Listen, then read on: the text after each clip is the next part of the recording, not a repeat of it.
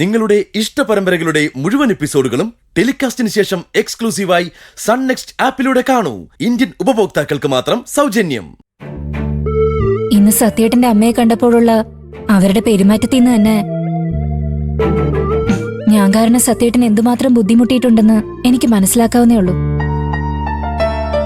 അവര് പറയുന്നൊന്നും നീ കാര്യമാക്കണ്ട. അവരുടെ സ്വഭാവം നമുക്കറിയാവുന്നതല്ലേ.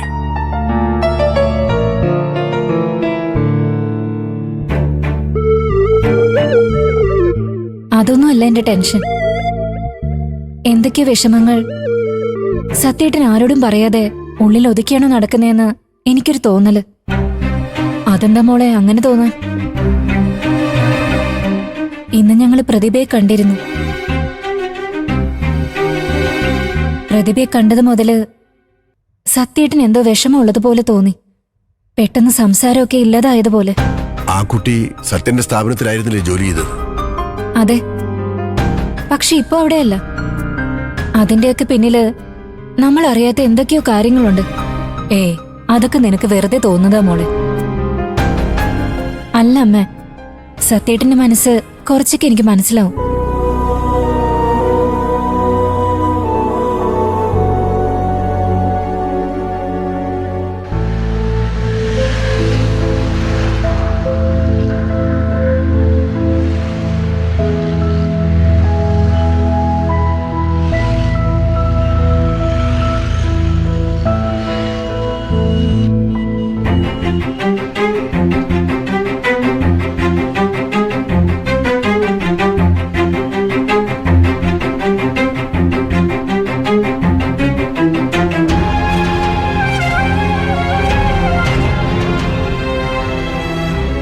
ഞാൻ വീട്ടിലേക്ക് പോവാം.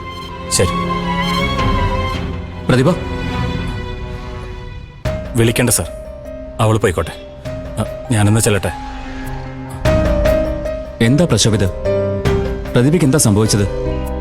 അവളെ എന്തിനാ പെട്രോൾ പമ്പിലൊക്കെ ജോലിക്ക് അയക്കുന്നത്? എല്ലാം അവളുടെ മാത്രം തീരുമാനമാണ്. ആകെ തകർന്ന അവസ്ഥയിൽ നിന്ന് അവളെ എങ്ങനെയെങ്കിലും ആക്കിയെടുത്തത് ഒരുപാട് കഷ്ടപ്പെട്ടിട്ടാ. എന്തിനാ ഇതൊക്കെ? ആരോടുള്ള വാശി തീർക്കാനാ? അവളെ വീണ്ടും ഓഫീസിൽ വിളിച്ചു നിർത്തിയപ്പോ ഞാനൊരു വാക്ക് പറഞ്ഞിരുന്നു. സാറിന് ആ വാക്ക് ഓർമ്മയുണ്ടല്ലോ, ഭാഗ്യം. എന്തിനാ ഇങ്ങനെയൊക്കെ പറയുന്നേ? അതിന് മാത്രം എന്താ ഉണ്ടായത്? ഞങ്ങള് പാവങ്ങളാ. പണവും പ്രതാപവും ഒന്നുമില്ല. എന്റെ അനുജത്തിക്ക് കൊടുത്ത വാക്ക് പാലിക്കാൻ സാറിനാവില്ലെന്ന് അവൾക്ക് മനസ്സിലായി. അതുകൊണ്ടാ ആരോടും ഒരു പരാതിയും പറയാതെ മനീഷയ്ക്കും സാറിനും വേണ്ടി അവള് ഒഴിഞ്ഞു തന്നത്. നിങ്ങളുടെ ഓഫീസിലെ ജോലിക്ക് വേണ്ടി ഇനി അവളെ വിളിക്കണ്ട സാർ. അവളെ വെറുതെ വിട്ടേക്ക്.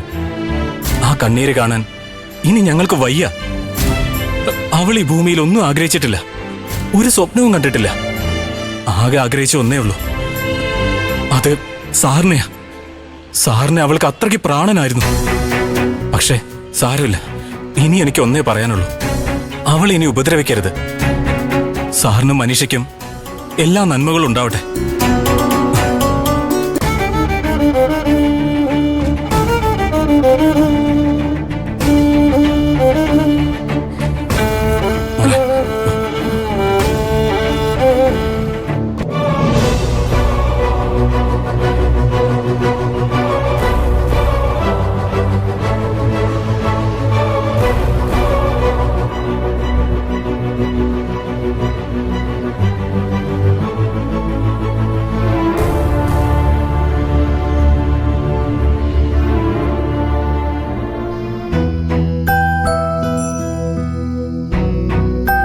ഒരു കണക്കിന് നോക്കുമ്പോ പഠിക്കുന്ന കുട്ടികൾക്ക് നല്ലത് ഹോസ്റ്റൽ തന്നെ.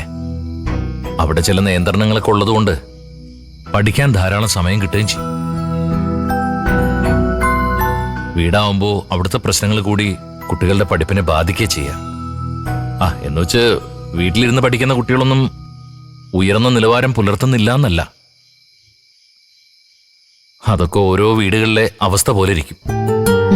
അല്ലെങ്കിലും ശബരിയുടെ വീട്ടിൽ നിന്ന് പഠിക്കാനൊന്നും പറ്റില്ലച്ചാ. പ്രത്യേകിച്ച് വാസന്തി ചേച്ചിയും ധനഞ്ജയൻ ചേട്ടനും അവിടെ ഉള്ളപ്പോ. ഭാഗ്യത്തിന് ഇന്ന് ഞാൻ അവിടെ പോയപ്പോ അവരില്ലായിരുന്നു. ഹോസ്റ്റലിൽ ചേർന്ന് പഠിക്കുമ്പോ ശ്രദ്ധിക്കേണ്ട കാര്യങ്ങളൊക്കെ അച്ഛൻ മഞ്ചാടിക്ക് പറഞ്ഞു കൊടുത്തിട്ടില്ലേ? എനിക്ക് പറയാനുള്ളതൊക്കെ ഞാൻ പറഞ്ഞിട്ടുണ്ട്. തീരെ ചെറിയ കുട്ടിയൊന്നും അല്ലല്ലോ അവളിപ്പോ. ആവശ്യത്തിന് പക്വതയും ലോകവിവരവും ഒക്കെ ഉണ്ട്. പോരാത്തതിന് അനുഭവത്തിലൂടെ ചില പാഠങ്ങളും പഠിച്ചു. ഇനി അവൾ നേർവഴിക്കേ പോകുമെന്ന് എന്റെ മനസ്സ് പറയുന്നു.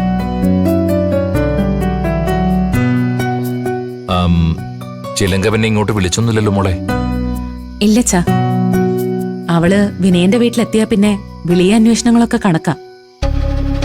നമ്മൾ അങ്ങോട്ട് വിളിച്ചാലും ഫോൺ അടുത്തൊന്നും ഉണ്ടാവത്തില്ല.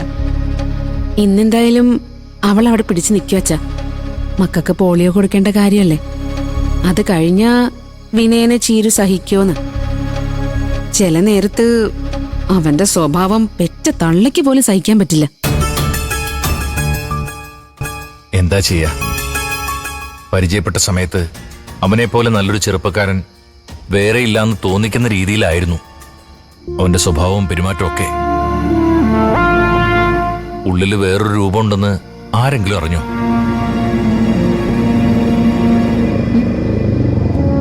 ആരോ വന്നല്ലോ, ഞാനൊന്ന് നോക്കട്ടെ അച്ഛാ. ചെല്ല്.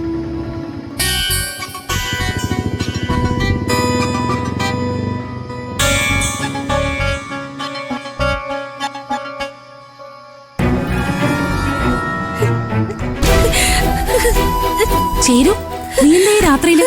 മക്കളെവിടെ? അവരെ ഞാൻ അവരുടെ അച്ഛന് വിട്ടുകൊടുത്തു. അച്ഛാ, ചീരു, മോളെ, ചിരു, ചിരു, നീ എങ്ങനെ വന്നു? വിനയനുണ്ടോ മോളെ? ഇല്ലച്ചാ. ഇവിടെ എങ്ങനെ വന്നു? ചേരു, മക്കളെ വരെ അവിടെ ഉപേക്ഷിച്ചിട്ടാ വന്നത്. ഈശ്വരാ, പറയും മോളെ, അവൻ വീണ്ടും മോളെ അവിടെ ഇറക്കി വിട്ടോ? ഇറക്കി വിട്ടതല്ല അച്ഛാ, ഇറങ്ങി പോരേണ്ടി വന്നത് എനിക്ക്. അല്പമെങ്കിലും അഭിമാനമുള്ള ഒരു പെണ്ണിന് അയാളുടെ കൂടെ ജീവിക്കാൻ പറ്റില്ല അച്ഛാ. എന്താ മോളെ, എന്താ ഉണ്ടായത്? പറ, എന്താ ഉണ്ടായെന്ന് എന്റെ മോള് പറ, പറ.